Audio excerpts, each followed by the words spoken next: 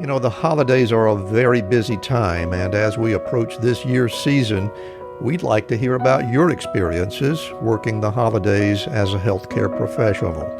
So please share your stories with us, tell us what you've learned, and you might just be featured in a very special RX for Success holiday episode.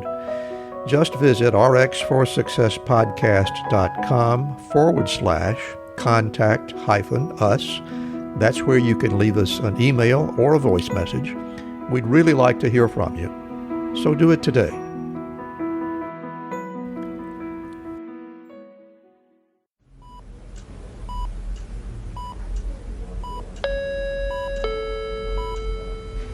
Paging Dr. Cook. Paging Dr. Cook. Dr. Cook, you're wanted in the OR. Dr. Cook, you're wanted in the OR.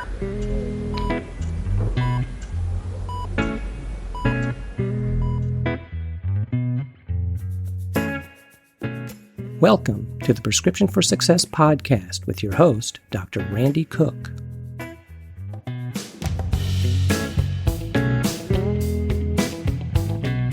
Hello, everyone, and welcome to Prescription for Success. I'm Dr. Randy Cook, your host for the podcast, which is a production of MD Coaches, providing leadership and executive coaching for physicians by physicians to overcome burnout, transition your career, develop as a leader, or whatever your goal might be. Visit MD Coaches on the web at mymdcoaches.com because you're not in this alone. And don't forget, CME credit is available when you listen with us. Just look for CMify in the show notes to learn how. My guest today had a lengthy and distinguished career as a podiatric physician and surgeon, both in private practice and in academia. More recently, he's pivoted to industry and applied his skills to development of products and devices for wound healing, limb preservation, and orthopedics. So let's hear my conversation with Dr. Stephen Kavros. You know, one of the things that I really enjoy about doing this podcast is that I get to talk to some really brilliant people and get deeply down into their brain, and I'm going to do exactly that today. But in addition to that, I'm going to get to talk to an old friend. So that makes this episode especially enjoyable for me, and I hope so for our guest, Dr. Stephen Kavros. Thank you so much for being with us today. It's great to talk to you again. Thank you, Randy. It is an absolute honor and a privilege and a pleasure to be discussing our mutual interests that we've had in the past. Well, let's do exactly that. Let's have a conversation in which I intend to learn some things about you that I never knew. And I like to start at the beginning, as most of our listeners know, and understand you were born in New York. Is that right? Correct. I was. And did your growing up there? Early on, I was born in New York City, affectionately known as the Big Apple. I am a product of a generation called the baby boomers. I'm sure you're aware of them, right? Yeah, welcome to the club. Welcome to the club. So, about 10 years after the completion of World War II, I was brought into this world. I started in one of the boroughs of New York City called Queens. 5 boroughs in New York. Queens is one of them. And about a year after that, my parents built a home in Long Island in Nassau County, which is not very, very far from the 5 boroughs in New York. And I spent my first 5 years there in New York City. My core family, grandparents, aunts, uncles, cousins, 99.9% of them were in New York City. So my dad moved out of the city. My grandparents thought, he left the world, but only went, probably 10 miles away. And again, I spent my first 5 years on Long Island. And then as a kindergarten transfer, our family picked up and I moved to southern New Jersey, just adjacent to Philadelphia. So that's really where I grew up. From halfway through kindergarten all the way through high school, I attended that school system in New Jersey, southern New Jersey. And it was quite an excellent education, excellent time. I guess you probably know, I'm of Greek descent. I'm second generation. All four of my grandparents are from the island of Crete. All came over on a boat. My wife's parents, my wife's side on the other side, they came over on a boat too, but it was the Nina, the Pinta, and the Santa Maria. So they're blue bloods, and mine came over with a little called a valise, which we know is a suitcase today, and they came to Ellis Island. So my family, immediate family, is a 15-month-old brother and a sister 3 years younger, and we are basically second generation. And we're the first ones that really went to college. Prior to us, another set of my cousins went to college. That's a little bit older than us, but we were always instilled that the pathway to success is get an education. We didn't have one; you're going to get one. So that's how we rolled at that time. And well, let's talk about that a little bit. I'm assuming by what you say that there were no physicians and surgeon relatives around to influence you. So I'm wondering how you got interested in medicine. Yeah, exactly. So I have no one in my family in the sciences, not just medicine, but in the sciences. So I actually, as a young boy, I really didn't have an academic pathway probably until high school, sophomore year of high school. Basically, I was much more interested in playing ball, whatever the season was, football, basketball, baseball. But when I was about 7 years old, and there's certain sentinel moments in your life that you can remember very clearly. Growing up in South Jersey, we used to have pretty good effects of hurricanes that used to come up the coast. And once, one late summer, we had a hurricane come through. And on the area about a block or two behind my house, it was a kind of a swampy area anyway. But I was riding my bike after the storm, and I came upon this frog that had been killed and kind of eviscerated in the street. Got off my bike.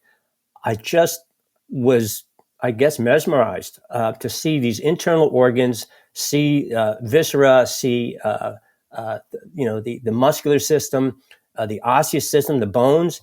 And from that day on, I just fell in love with science, especially biology. Again, that is one of the most fascinating paths to medicine. Yeah, I mean, it was a dead frog brought you. A dead frog, and I brought that frog home, showed it to my mom, and explained what some of these. Oh, she must have been delighted. And she was really excited because, again, my path in life was athletics. It was not academic at that time, far from it. In fact, again, I mentioned my brother is 15 months older. We grew up very, very close in a family. Our family is very close, but he, from probably, his APGAR score coming out of the womb was in the 150 range of an IQ. And, picture yourself following him in school every single academic year. You're Harry's brother. Oh, we expect this. I said, no. In second grade, I said, let's stop that. I am not him. And they quite quickly saw that I was not him. He was, again, he's a brilliant individual. And so is my sister. I'm the middle child. So you know what the middle child syndrome's like, right? Oh, yeah. So in any event, I brought this frog home and showed it to my mom. And I was just enamored. My mom took the cue to go get me a book, and I still have this book in my armoire now. It's a science book. It's probably a little 5x7 book on zoology, and it went through everything from Darwinism all the way up to genetics and into anatomy, physiology, you name it, and that captured my attention. And again, it wasn't until high school when I had my first biology course. My biology teacher, who became a very important mentor in my life, took me to a different path in life. She just opened my eyes to the sciences, biology primarily, but also chemistry. And then it went to physics and, and so on and so forth. But she was a very, very powerful influence in my life. So at the end of my junior year in high school, my high school was directly adjacent to a hospital in town here. She said, there's a program over there, and they're going to take 2 students. They typically take 2 seniors, but they might consider taking you, Steve, if you apply. And I think she was kind of like, wink, wink, if you apply, go ahead. And this program centered around being in the Department of Pathology and working with a technician who did histology, preparing slides, and the pathologist, and I'll never forget him, Erwin Locke. He mentored myself as a junior, going from junior to senior, and another one of my friends who was senior going into college. And basically, we learned histology, and we actually participated in autopsies that summer. Wow. That was my actual first true experience to the medical fields. And he gave me a book. Ham was the author. It's Human Histology, and that's the same book we used in our first year of medical school. But again, I just couldn't get enough. I just loved it. And from high school, biology, you go to the chemistry, you go to the physics.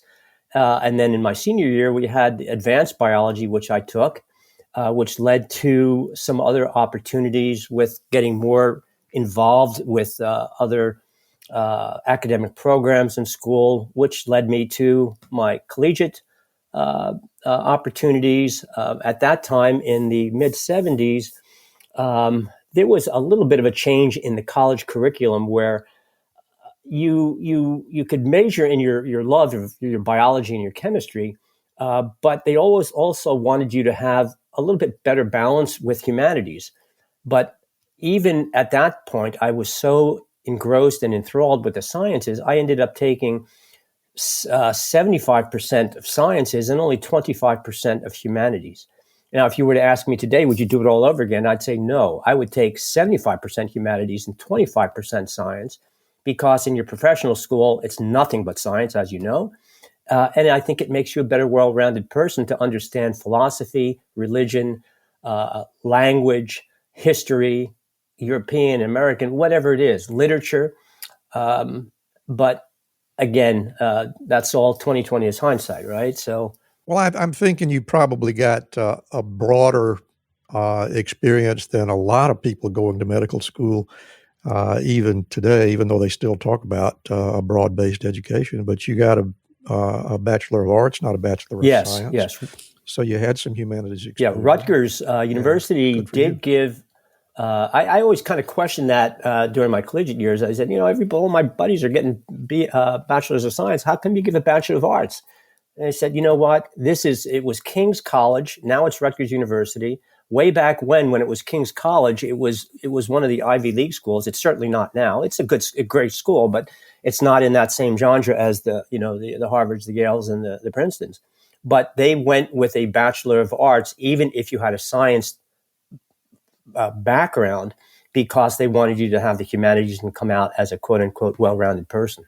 So your baccalaureate degree was in biology and the sciences, and it sounds like even from back in high school you were thinking about a medical career, but you focused it fairly quickly. You decided to go into podiatry. Can you tell us how that happened? Well, certainly. But in college, just as a little precursor, in college, I had quite a bit of sciences. But one of my mentors in college was his name was Dr. Sin Lee, L-E-E. He was from Taiwan. He was from Michael Reese. He was educated in University of Chicago at Michael Reese. And he was a kind of a world leader in developmental biology. And during my time in college, I was very heavily involved in the research aspect. So I thought I was going to go down this path of a PhD and doing research in developmental biology. And developmental biology, and especially cell biology at that time in the mid-'70s, was kind of a burgeoning field. We knew mitochondria, we knew DNA, RNA, we knew Golgi complex, all those things, but it wasn't really that deep yet. And I ended up doing research with him, and did research. His animal model was a chick embryo. So we ate a lot of eggs after the experiment. So, but the chick embryo model was a really great one for developmental biology. And my senior year, when I did my thesis on this cytochelation B and the effect of notochord development in chick embryos, it was this formulary, this chemical that would affect how cells divide and how cells act, against one another. Mm-hmm. And I had to give a presentation at the New Jersey Academy of Natural Science. And at that time, I was scared to death because I've never was up in front of an audience, especially at the New Jersey Academy of Natural Science, and give a senior thesis. But I practiced in front of a mirror ad nauseum. My wife, or my girlfriend at that time, that became my wife much later on, she said, "Boy, you can't really practice this much more. You're just beating yourself to death." But I gave that. I graduated thinking I was going to be going into into a research field and doing that. I actually took a year off between college and when I matriculated at Temple University for podiatric medicine, because I was really kind of torn between veterinary medicine and something on the human side. Coming from New Jersey, New Jersey was a state that had no affiliation with a veterinary school. And getting into a veterinary school from New Jersey was almost very, very difficult because all the other schools were accepted on a regional basis. If you were in the Midwest, if you were in the South, whatever. So I could apply to University of Pennsylvania and Ohio State. They're the only two people that would accept my application. I did that as a senior in college, got rejected from Penn, and I got on the waiting list at Ohio State, but not enough people left or didn't matriculate. So anyway, I spent that year between post-college as a biology and a chemistry teacher at where I went to high school. And during that year, one of my classmates who was 1 year ahead of me at Rutgers came back and saw me, and he said, "Steve, I'm a freshman at this College of Podiatric Medicine at Temple University in Philadelphia. It's really exciting. It's really novel. It's got a lot of growth in surgery, in diabetic foot, in podopediatrics, and research." And he said, to mix your research interest and your clinical interest, why don't you take a look at it? So I did. I went over, I applied, I got in, and that's, as they say, that's all she wrote. In the College of Podiatric Medicine at Temple, I engrossed myself in research from almost the get-go. But also, I quickly gravitated to the clinical aspect of patient interaction, patient care. And I call myself, even to this day, a grunt, a worker bee, because my heart and soul is really patient care.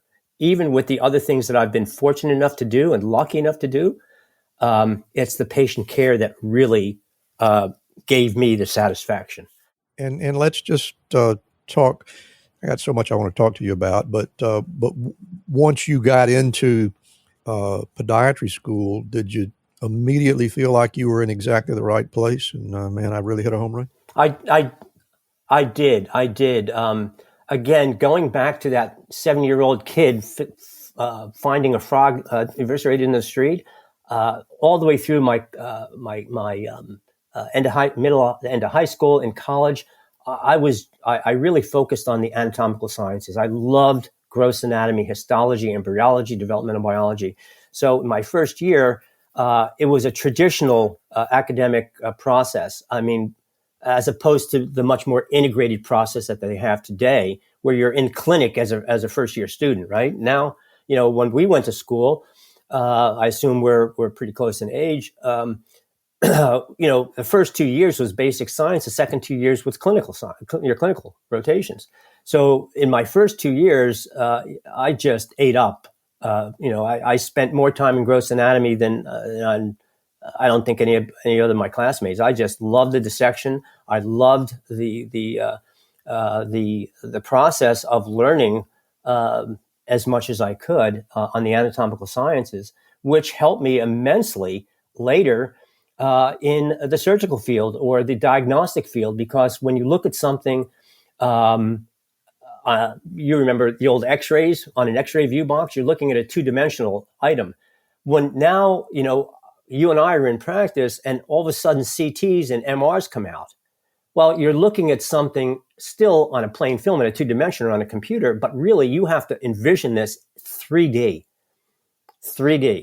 And that's where I think I really was blessed with the ability to look at something and be able to look at it from the front, the side, the back, the middle, the top, the bottom, and get a very good impression of what's happening in a three-dimensional aspect.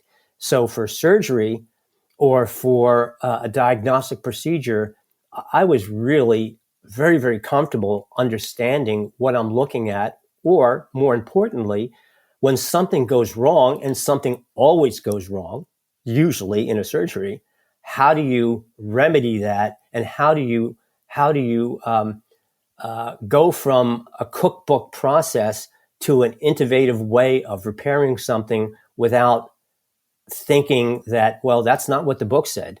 You got to think on your feet, and you have to have the vision to do that. Do you think your early experience in the autopsy room sort of informed you in a way that most young medical students are just not able to process? Do you think that really helped you in that regard, in that three-dimensional imaging and those sorts of things?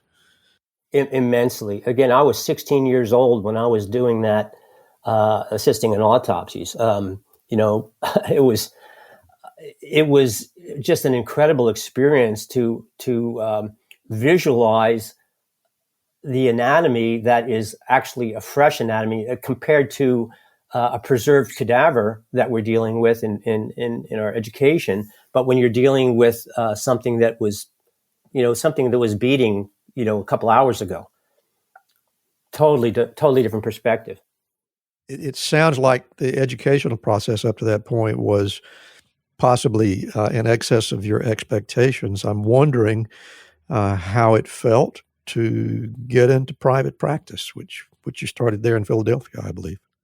Yes, private practice. After my residency, I had a really phenomenal residency. I couldn't have asked for a better one. I had a combination of an in-depth view of foot and ankle surgery, but I think more importantly, I had an orthopedic group that ran the hospital there, the surgical part of the hospital, that was probably an easy 75% of my education too, and also some plastics. But the orthopedic team there saw right away how interested and how engaged I was to participate in anything that they did, whether it was a hip, a wrist, an arm, a knee, a foot, an ankle. It didn't matter. And I grew very close to those gentlemen. There were five guys in the group, and as well as my podiatric mentors too. But what it taught me was a lot of the podiatrists that were lucky enough to get residencies at the time that we were coming out. I was coming out. They really just focused on, let me understand how to do a forefoot surgery real well, or a midfoot or hindfoot surgery, but it didn't give them the entire view of the entire patient. And the entire patient is so much more important than just a hammer toe, for example. And the reason I say not to diminish a hammer toe, because that hurts somebody, and you have to fix it if all conservative efforts fail. But what I'm trying to say is that hammer toe is attached to a person. That bone that you're treating is no different than the way you would treat a fracture or another surgical entity in a tibia, an ulna, a radius, a hand, a metacarpal. And learning the principles of bone physiology, of bone surgery, of compression, of fracture care would only enhance the ability for you to be a better practitioner of what you are eventually going to do. And again, I was very fortunate to have a dynamic, one of the best programs in the country at the time. But when I came out, I had done a ton of different procedures. Even in the foot and ankle, many, many more procedures, in-depth, complicated procedures that most of my colleagues. But when I came into practice, I said to myself, okay, I've got this great training. However, if somebody comes to me and they need a really complex thing done, and if I'm not doing that every day or every other day or, multiple times a week, my skill set is not going to be as good. I refer that patient out because I'm just not doing it. And that's whether it's my foot and ankle work that I did initially, or if someone were to come to me and say, hey, Steve, I need my knee scoped or I need my hip replaced. Who do you suggest I go to? My reply is go to somebody who does it all the time because you're going to get a better result. And when I went to Mayo later in my practice time, I became involved with physicians, especially in the orthopedic department, for example, where I was part of that team right there, that they were doing 150 hips a year instead of the average orthopedist that might have done 10 total hips a year. Who would you rather go to? I viewed myself the same way. If I can't do that ankle fusion that I was trained to do, but if I'm only doing 2 a year, I'm not going to be any good at it as compared to someone that's doing 100 a year. And that's how I feel medicine should be practiced, by who's got the best skill set. I don't think there's any arguing with the data on that. The better results always go to the people with the most experience. And what I want to do at this point is talk about that move to Rochester, the Mayo Clinic. Now, there is a prestigious place where you can be surrounded with really smart people, and I can imagine you must have been delighted to have the opportunity. You want to fill us in on that? Yeah, again, what I said about a curveball, you never know when it's coming. So here I am. I'm in private practice for almost 10 years in Philadelphia, South Jersey. And one of my mentors, orthopedic mentors, Gad Gutman, who was, he just took a great interest in my academic interest and my surgical skills, my manual skills and so on. And he said, Steve, when I left the program, he said, you're going to be bored out of your head in private practice. You'll just be despondent. I said, why? Because he said, you just have a different path in life than I know what you're doing. You're going out to private practice and you're going out to solo private practice. And I said, yes, I know. I'm one of the dinosaurs. Even in the early 80s, not too many people were going into solo practice anymore. They were joining groups because they couldn't compete with they had to compete rather with the HMOs and the managed care and so decision. On. But the economic decisions were there even in the early 80s, in mid 80s. But I said, no, in my education, my training, I visited a whole bunch of different podiatric offices and I saw the same recurring theme. They take somebody young in as a junior associate, and they say, we'll give you a partnership in 5 years, 3.5, 4 years, 4.5 years comes by. Hey, you know what? It's not working out. See ya. And I saw that over and over and over. And I said to my wife at that time, I am not going down that rabbit hole. I'll start from scratch, and we're going to be eating hot dogs and macaroni and cheese, because if I build something, it's for me. It's not for me to waste 5 years of my life after this and then start over again in your own practice. So that's what we did. We bit the bullet, and we gave up a ton of stuff. We had a family started at that time. Priority was taking care of her and children. But 9 years it worked out, and then through other processes, I got this call from the head of orthopedics at Mayo Clinic. And he said, I talked to Dr. Gutman, Gad Gutman, at one of our national meetings. And he said, I know this guy who really would benefit from this type of environment. And he said, by the way, at that time, I had really gravitated more from, I did the general, what I call elective foot surgeries, the hammer toes, the bunions, the metatarsal things, all the simple clean surgery. But I was also gathering a very good referral base from a lot of my family physicians that would trust me to take care of their patients that had cutaneous or foot ulcers, leg ulcers. And I developed a really good interest in that. And in my residency, I got some of that also, because one of the hospitals that I did work at was a police and fireman hospital, and we had a lot of diabetics in there, even at that time. And I would see a lot of people with ulcers, venous and diabetic ulcers from diabetes etiology. And one of the plastic surgeons that I used to try to pick his brain all the time, I said, what do you do for this? What do you do for that? And he says, I don't know. I just wing it. This is how I was taught in my residency. I do wet to dry, and I put some betadine ointment in there, and that's it. See you later. I said, well, I've been looking around, and I think there's some other opportunities here. He said, well, go to it then. So I found this book, Biology and Surgery of Wound Healing, and it was by a gentleman, Earl Peacock. And Earl Peacock was the head of plastic surgery and hand surgery at University of North Carolina, a World War II vet who came out, went to medical school, became a plastic surgeon. And actually, I devoured his book because it was on the science of wound healing. What are the phases? What do these phases mean? Not just what does it look like and how do you fix it? And that's what really turned me on to a lot of the wound healing biology. That's when I started digging deeper and getting a little bit more inquisitive in the late 80s about wound healing. There were no wound healing societies at that time. It was all kind of learned by the seat of your pants. So that's how I basically, when I spoke with Dr. Mori, I said, look, I would love to come here, but I'm really interested in wound healing, not just general foot science and medicine. And he says, well, we're starting this new integrated multidisciplinary vascular center here, which will include vascular surgery, vascular medicine, interventional radiology, PM&R.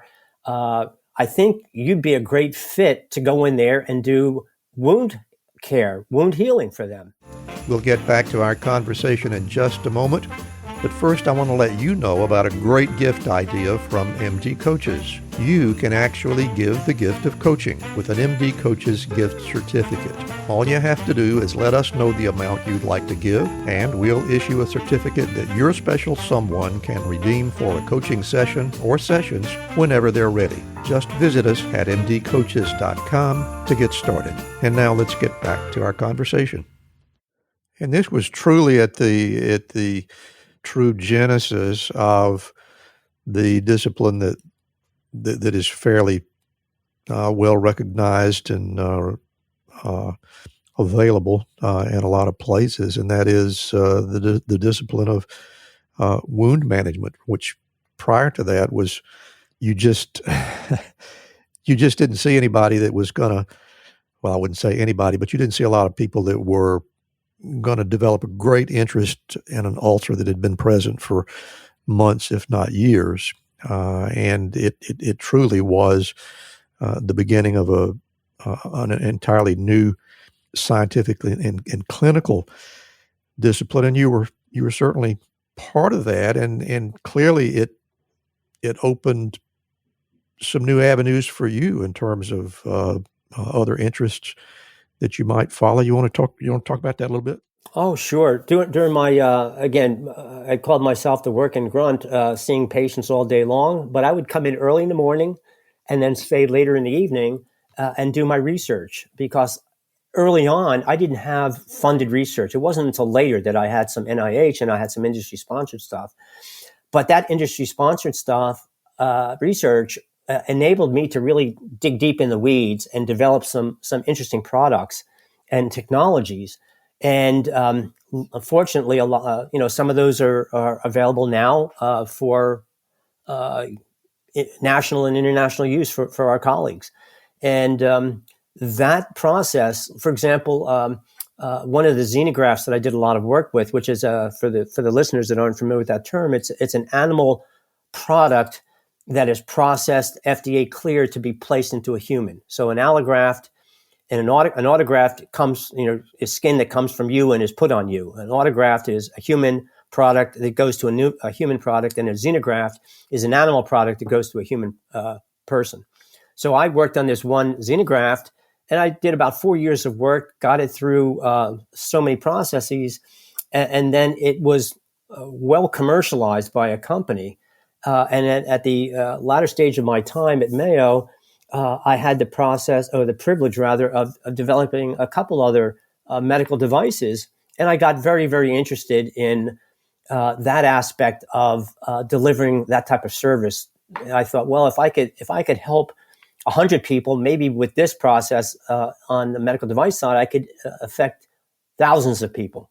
So, long story short, I ended up going into this one company out of Boston for this new xenograph product that actually did quite well, and it filled a void for very, very deep wounds, for burns, and limb preservation, which again was one of my main goals in life, was how to save somebody's limb that was in jeopardy of losing it, whether it was from diabetes or vascular or some other neuropathic process.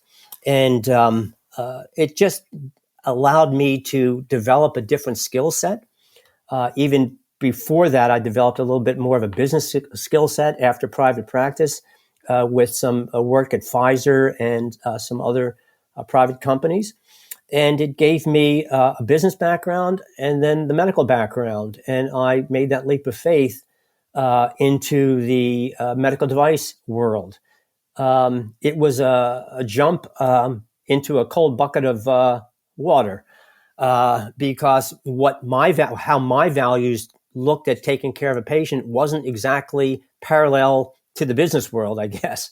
So there was a little bit more pressure to do things in a revenue path instead of just a pure clinical path. And my goal is to marry both of them, have a great clinical story and a great clinical outcome and a great evidence-based reason why you should use it, and then go to the payer and say, this can affect your number of patients that you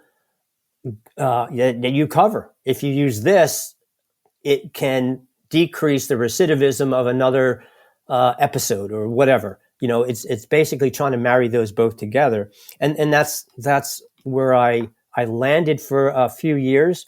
Then I did some more clinical work on the private side, and then I just returned again to more of a industry position. I'm currently chief medical officer for a medical device company that basically is started as an R&D company in the oral and the dental arena. And you say, well, why would a guy doing wound and limb preservation go to oral and dentistry? Well, it's because the foundational technology that they have can go into the wound world, into the burn world, into a drug world, into a tumor world to mitigate a tumor.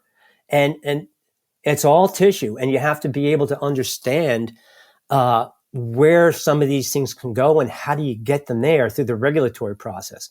I am not a regulatory person, but I'll tell you by the seat of my pants.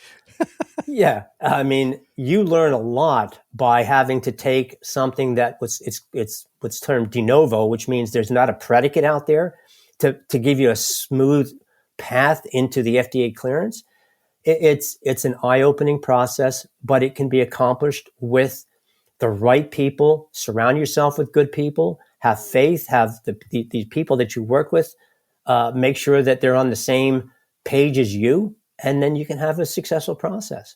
And that is really exciting. So I still love seeing patients. I still see patients a day a week for specifically advanced wound issues. But I have, at this stage of my life, most of my efforts being directed towards medical device and very shortly drug development. So, Steve, you've clearly made quite a number of really pivotal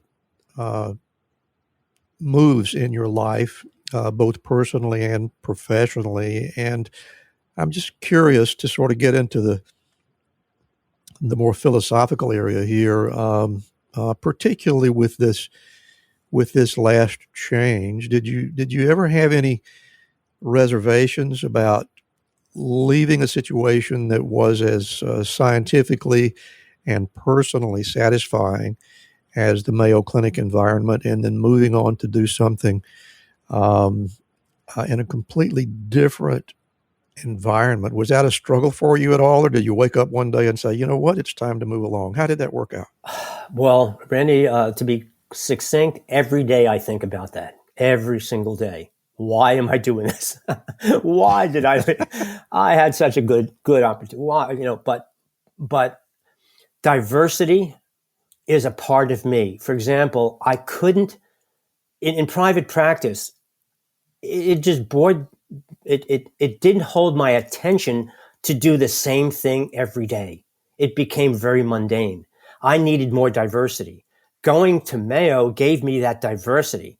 I mean, my other two colleagues in podiatry at Mayo were very happy doing what they were doing. I was not. I took that and I expanded the breadth and the scope of the foot and ankle delivery at Mayo. And then I went over very shortly to the vascular wound center and expanded the capabilities of what I knew I was capable of doing.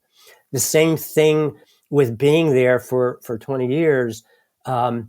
I knew I had something else in me that I was meant to do and to accomplish.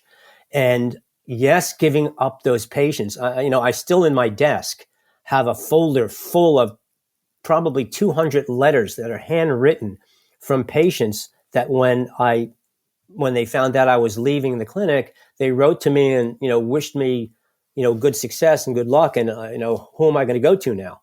I said, there's plenty of other good people out there. You'll find them and they're right here, but I knew I just needed that leap. And I've never been one to say, well, I'm just going and I'm going to go do it. I do it with trepidation. I do it with butterflies in my stomach. And typically it takes a couple months to say, hey, did I do the right thing? And then sooner or later you get comfortable and you see that you're making an impression. You're making forward movement and you say, yes, this is why I did it, because I am making an impact somewhere. And, I'm not saying a huge impact, but it can be incremental. It can be tiny, but it's still an impact. And it gives you it gives me the professional satisfaction that I've accomplished something else. Sounds to me like that wherever you go, you come with a sense of determination to make it right for you. Oh, absolutely. Again, diversity, and I guess I would just say thoughtful decisions. Think. My dad was an aviation mechanic. He started the Campbell Soup aviation department, and he was a great mechanic. He taught me why I think I'm good at mechanics, but I can't hold a candle to him. In fact, way back when I was a resident and I was doing rheumatoid foot dissections or rheumatoid foot repairs, these poor people have such bad knuckle joints where their toes meet the long bones. They're overlapped and so on. I said to my dad, I need to make a device. I need to take this bone screw and put it on a handle of like a hemostat, because I want to screw it into the distal medullary canal, pull up and cut with my other hand because I'm doing it ineffectively. My dad took the cancella screw and the hemostat, cut it, silver soldered it. I sterilized it and I used it. I still have those to today. Zimmer, the big company story. Zimmer wanted to take that, but they already had their own. But that was probably the beginning of my love for medical device. But you're right. It's thinking. How do you think to make a situation better? Again, I think I'm a really good carpenter, which made me good manually dexterous to be handling surgery. But where the weight peels from the shaft is when you have a problem. When that cuff goes down, when that oscillating saw breaks, when that screw breaks in deep and you can't get it. How do you rectify that? That's to me separates somebody really good versus somebody who's just good. How do you handle the adversity? And life is adversity. I mean, I don't know too many people who go through life and say, hey, I've never had a hiccup. I've never had a problem. How do you handle it? It's the people who are successful are the ones that know how to handle it and and can resurface. You know, I was just thinking how fascinating it is that it sounds like everywhere you've been, you have really made your life as good as it can be, and you've been very effective with it. And I've really enjoyed hearing you talk about the success in your professional life. But I'm wondering if you'd like to talk a little bit about what you like to do for fun. Do you ever have any fun? Oh my gosh. My wife says when you retire, you're going to be busier than when you've worked. And, and I've been working 70-hour weeks most of my life. I love fishing. I love hunting. Photography is a great passion. I love the creativity of those things. I'm still an avid sports enthusiast, although, my rotator cuff is gone. I can't pitch like I did in college and high school. But even in my busiest of busiest times, I coached baseball for 16 years with one of my sons, or both my sons, really. I just involved myself in community activities. I'm a strong believer in giving back. We didn't touch on this, but I was the last year of the Vietnam draft. I was 17, and by the time I turned 18, I went and signed up. Luckily, unfortunately, my number was high enough. And I was in college at the time, but I always wanted to do some type of military service. Even in podiatry school, I tried to get in to the Army, the Air Force, or the Navy, but the guys and the girls that were in there as podiatric surgeons and podiatrists, they weren't coming out because I had it too damn good. And it wasn't until I developed low-frequency ultrasound, another medical device that I did at Mayo starting in 99 to 2000, got it through the FDA.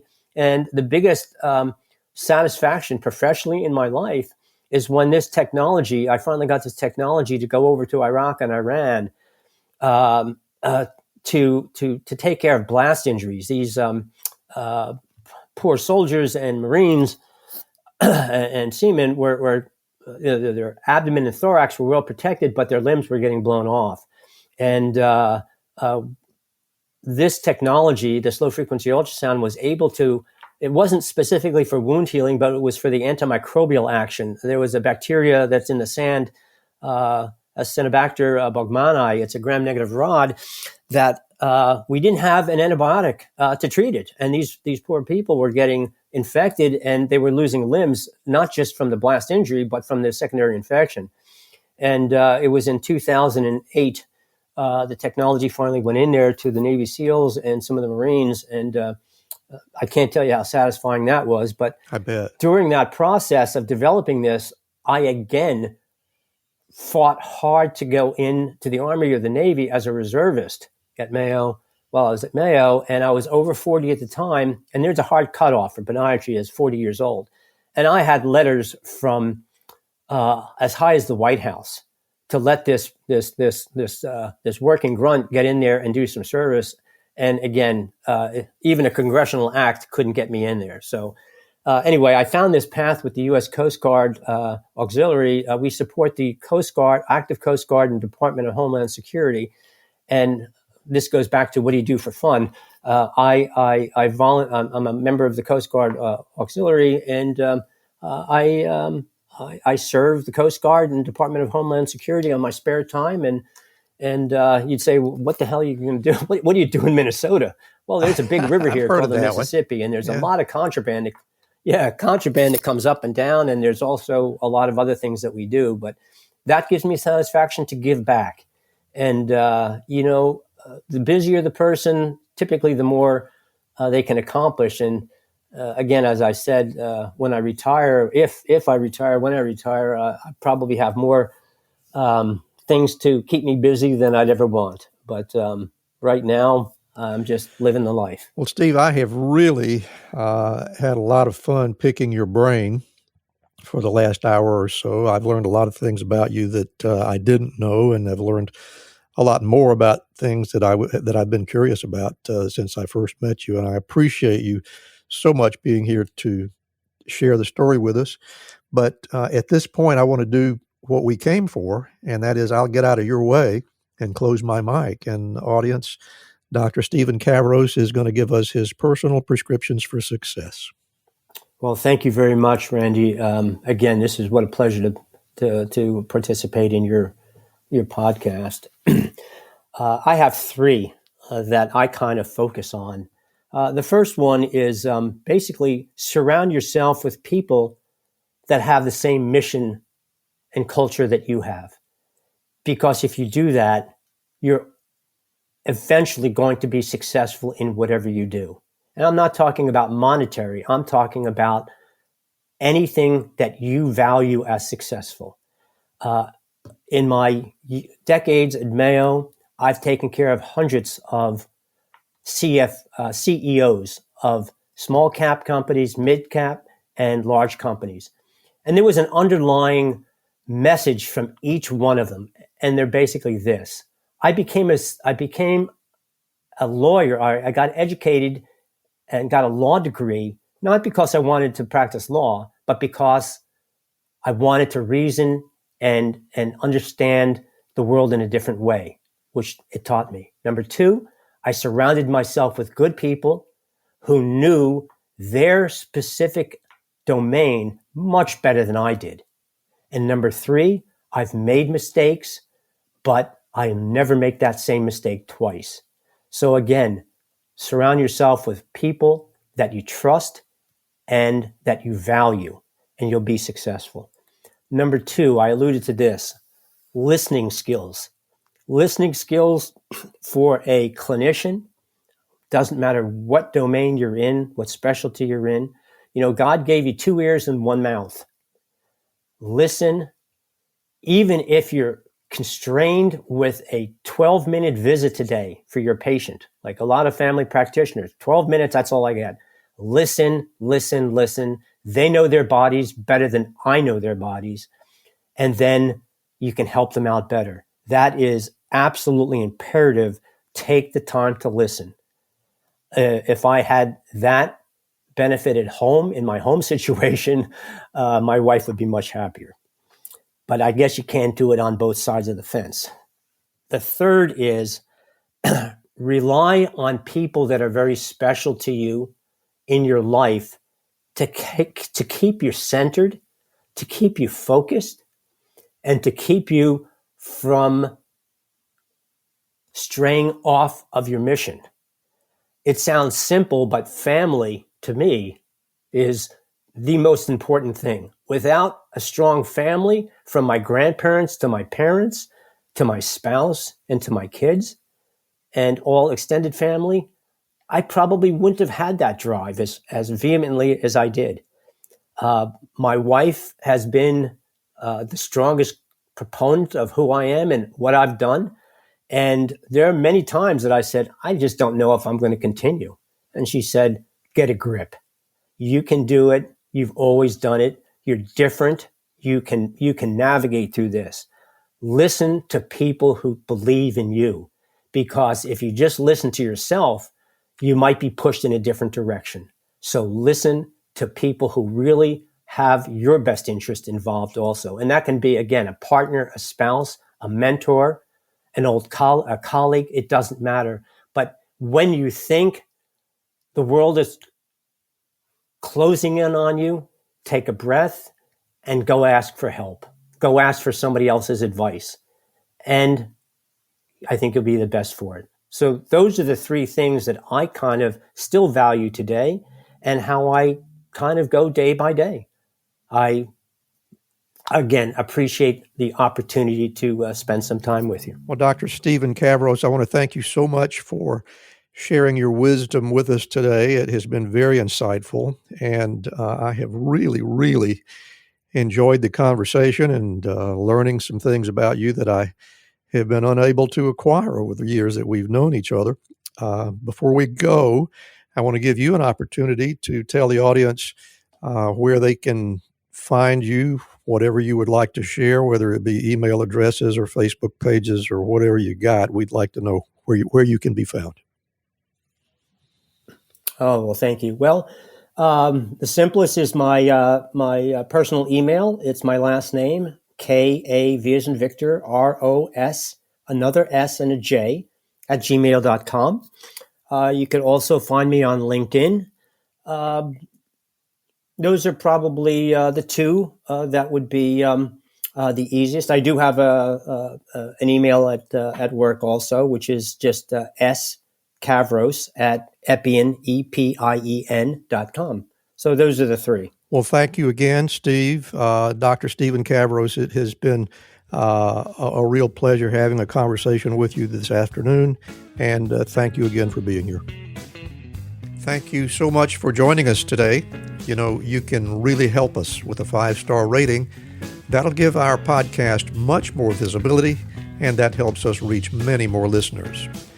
Exclusive content is available for you on our Patreon page, including membership-only material like personal rapid-fire Q&A sessions with our guests. To be sure you never miss an episode, visit our website at rxforsuccesspodcast.com to subscribe. And while you're there, learn how to get CME credit from CMify just by listening. Special thanks to Ryan Jones, who created and performs our theme music. Also, Craig Clausen of Clausen Solutions Group, who edits the show. And remember, be sure to fill your prescription for success with my next episode.